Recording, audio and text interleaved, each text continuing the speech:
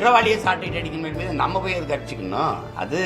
அது தேவையில்லாத கஷ்டமா இருந்து கேட்கும்போது. பாஜக மாநில தலைவர் அண்ணாமலை திமுகவுக்கு எதிர்ப்பு தெரிவித்து சாட்டையால் அடித்துக் கொண்டது குறித்து செய்தியாளர் எழுப்பிய கேள்விக்கு நாம் தமிழர் கட்சி ஒருங்கிணைப்பாளர் சீமான் பதிலளித்துள்ளார். தலைவர் இருக்காங்க, ஆனா இப்ப களத்துல இருந்து நீங்க போராடிட்டு இருக்கீங்க. இதே வேளையில சாட்டையில அடிச்சுக்கிட்டா இந்த திமுக ஆட்சி அகற்றிடலாம் அப்படின்னு அண்ணாமலை பண்றாரு. அதை எப்படி நீங்க பாக்குறீங்க? இல்ல அந்த செயல் நீங்க அதை ஏற்கிறீங்க எதிர்க்கிறீங்க. ஆனா அவருடைய கோபத்தை நம்ம குறைச்சி மதிப்பிட முடியாது.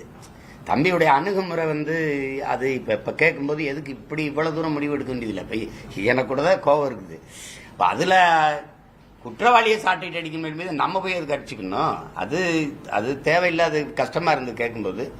ஆனாலும் அவருக்குள்ள இருக்கிற அந்த கோபத்தை எல்லாருக்குள்ள இருக்கிற கோபம் ஒரு தலைவரா அவரு சொல்ல வேண்டியது வருது, வெளிப்படுத்துறத அப்படி வெளிப்படுத்திட்டாரு. அதனால அதை போய் அதை விமர்சிச்சுக்கிட்டு இருக்க வேண்டியதில்லை. அவருடைய உணர்வு அதை அப்படி வெளிக்காட்டுறாரு. சாட்டையில் அடிச்சுக்கிட்டாலோ செருப்பு போடாம இருந்தாலோ திமுக அது சரியா? அது தம்பிக்கிட்ட அவருக்கு முன்னாடி இந்த களத்தில் இருக்க ஒரு அண்ணனை நான் சொல்ல விரும்புவது, இந்த நாட்டில் நிறைய மாறுதல்களை நீங்க செய்யணும். நான் அதுதான் அடிப்படை அமைப்பு அரசியல் மாற்றம்னு சொல்றது காரணம்.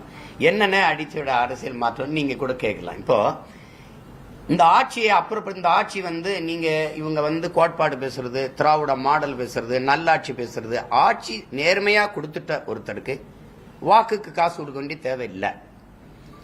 அவர் இந்த மகராசை இன்னொரு தடவை வரணும்.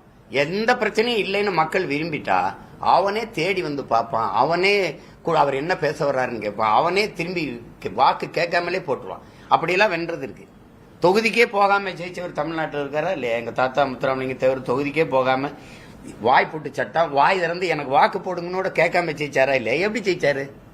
நம்பினா அந்த மக்கள் இந்த மனுஷனுக்கு போடணும்னு நம்பினா, நல்லவர் நம்பினா. அப்படி நீங்க செஞ்சிருந்தீங்கன்னா போடுவாங்க. ஆனா செய்திகளை உள்ளது உள்ளபடி தெரிந்து கொள்ள ரெஃப்ளெக்ட் நியூஸை சப்ஸ்கிரைப் பண்ணுங்க.